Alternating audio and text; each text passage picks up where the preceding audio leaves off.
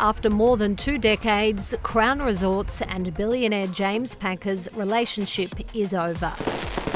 It's the end of an era of glitz, glamour, power, celebrity and scandal.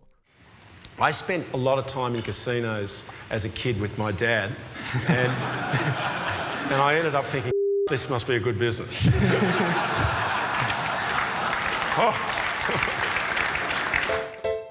His casino business is now being sold to a US private equity giant after the federal court rubber-stamped Blackstone's $8.9 billion takeover. We've got a company which is undergoing a sort of massive reconstruction process at the moment, trying to achieve the goal of making itself suitable as a licensee in New South Wales, Western Australia and indeed Victoria. The takeover will be finalised at the end of June.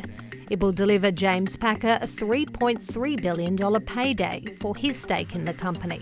I think it's a mixed legacy for James Packer. I just think he would be very relieved today that he's being able to cash out.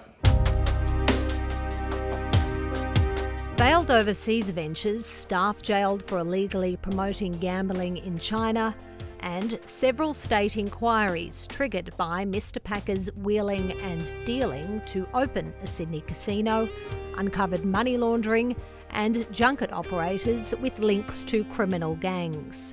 Crown, under James Packer's leadership, introduced a toxic, dangerous culture into gambling. When Blackstone officially takes over Crown, it'll be delisted from the Australian Stock Exchange and become a private company. That means no more scrutiny from shareholders. While state regulators say the new operator will be subject to strict conditions, not everyone is convinced. But I think it will be a bit harder for the regulators to get inside the company and see what's going on, to look at the books carefully.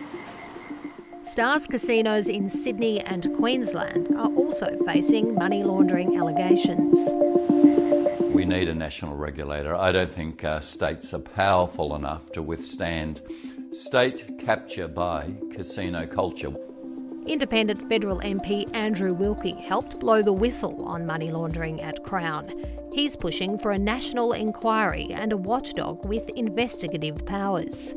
That's been one of the most striking dimensions of Crown's history in recent years, has just been the flaunting of laws and the unprofessionalism, or I'd say incompetence, of the federal and state regulators to bring the company to heel. James Packer's exit paves the way for Crown to finally get approval to open its casino at Sydney's Barangaroo.